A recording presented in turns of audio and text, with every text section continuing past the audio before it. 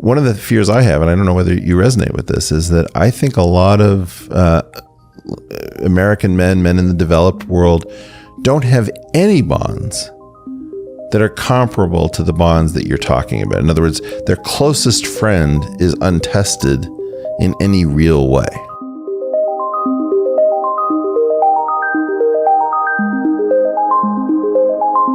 What is it that, I guess I think about the few people I've gone through life and death situations with, and I feel a very special, strong bond to them that was catalyzed by the peril that we went through together, and I watched how they performed. But it wasn't in a military situation. It was just sort of, you're out on a remote hike and people perform and they come through, and you take that knowledge for the rest of your life that that's somebody I can depend upon. Is there any substitute for putting your life at risk when it comes to deepening bonds between people, particularly men?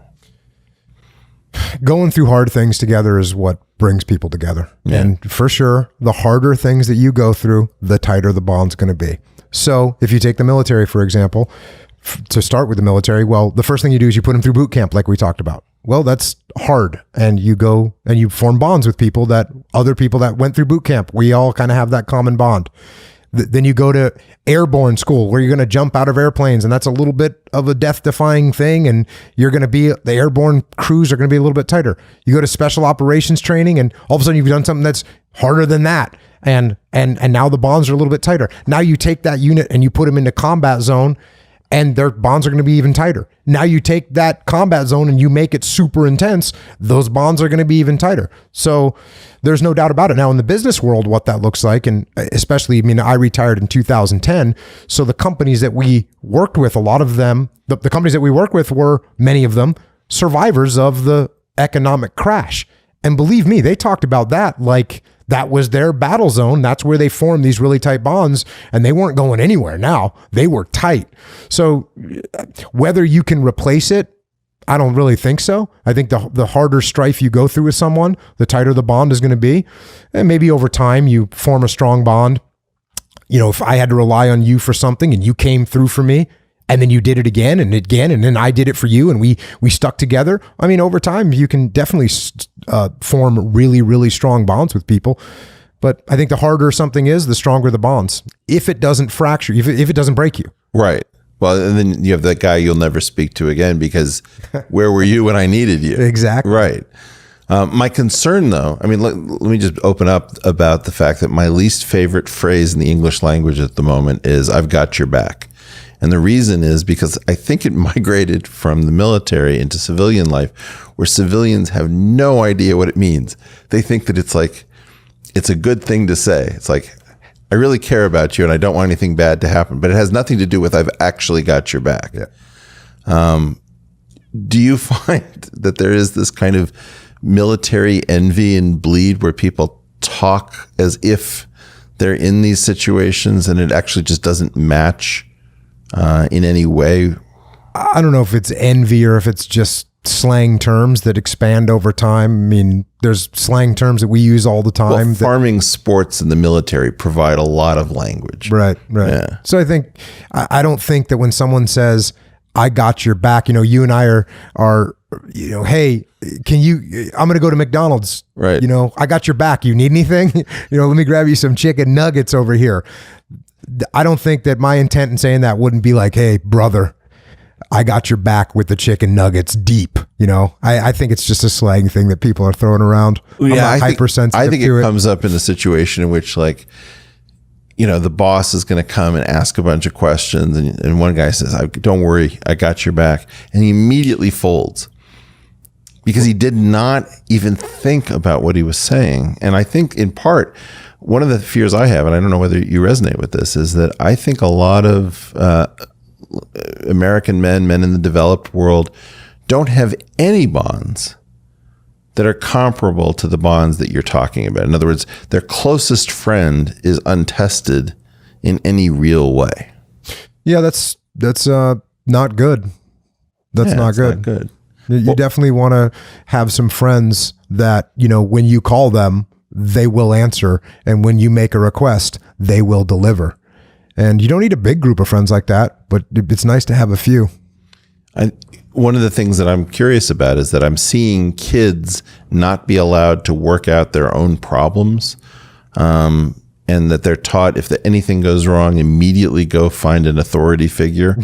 And as a result, I worry that these kids are never going to have those strong bonds because you have to get into trouble and out of trouble repeatedly with the same people. Do you think there's anything to that? Yeah, definitely. You form good bonds doing hard things, and also when you get in trouble. Those bring you together. Is there anything that you got in trouble for that you can discuss from like before you entered the military? Oh yeah. I mean, just every other knucklehead thing that every other boy was doing when they're 13, 14, 15 years old. Such as? Whether it was, blowing up fireworks, driving like maniacs, just every stupid thing, fighting, big giant street fights, just dumb stuff. And yeah, I did it all like an idiot, like a 14-year-old boy, like a 15-year-old boy. Did you enjoy street fighting?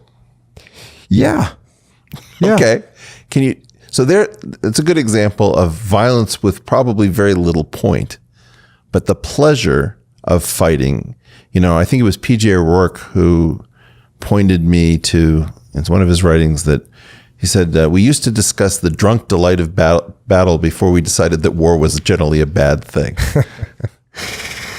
I think people like competition, right? Yeah. And, there's no more heightened form of competition. Well, war's number one, whereas sure. I'm trying to kill you. Then you take step down from that, and where are you at? We're going to fight each other. We're not going to kill each other, hopefully, maybe.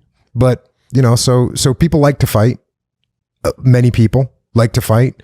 It's a very good challenge.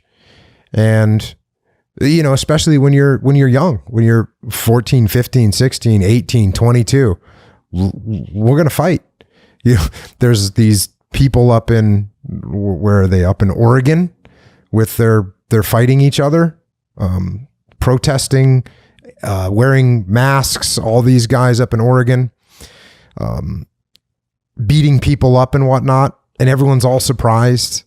And I say, yeah, they're guys beating people up. Yeah, that's normal. That's what guys do. Oh, they're wearing masks and stuff. Yeah, okay, that's what they're doing right now. In the 50s, they didn't, right? It's just a different.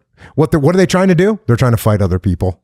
They're tribal, and DNA, their combative DNA is leaking out. They don't know how to control it because they're young and they're going to go beat people up. So is fighting an important part, like physical fighting, an important part of human development?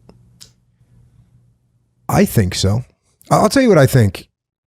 And again, this is, I don't want to sit here and talk like I'm making some sort of assertion for mankind. And I think you might have just framed the question as if for human development, right? No. But which for human development, I don't know. But let me tell you from my experience, because I don't like to talk in broad, statements for all of humanity as you would like me to do right now. For me, yeah. There was three things that really helped me out. And I gave a speech at my friend's wedding. Yeah. He was getting married, and he was a guy that I had trained jiu-jitsu with a lot. He's a guy I went to combat with. And now I was at his wedding. He was getting married, and I was giving the speech. And what I said was, there was three things in my life that sort of made me feel secure as a man. Okay.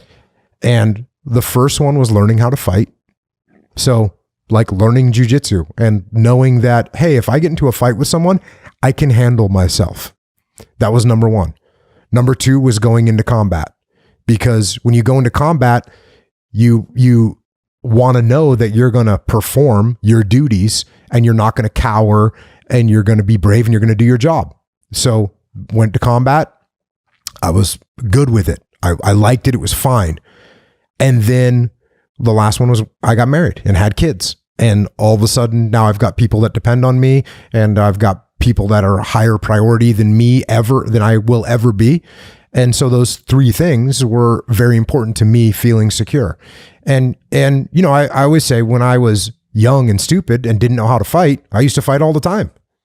And then once I learned how to fight, I didn't fight anymore because I didn't have anything to prove anymore. You know, I'm not trying to prove that I'm tougher than you outside the 7-Eleven. It's like, hey, if you want to find out who's tougher, go to the gym and we'll get on the mat and see who would win. But let's not do it in the street like dummies. So those three things I think are helpful for people to do. They were helpful for me. I know that. They were helpful, you know, as a young insecure kid, which that's what kids are. They're insecure with who they are. You know, that no one's walking around at age 15 thinking, you know, I'm the man. And when they project that, which I certainly tried to project, what they're really projecting is I'm pretty insecure about what's going on right now. Okay, cool. How are you going to get over that? Man, you know, learn how to fight. Learn what that feels like. Take responsibility for, you know, when you have a wife and kids, you have a responsibility, a big one.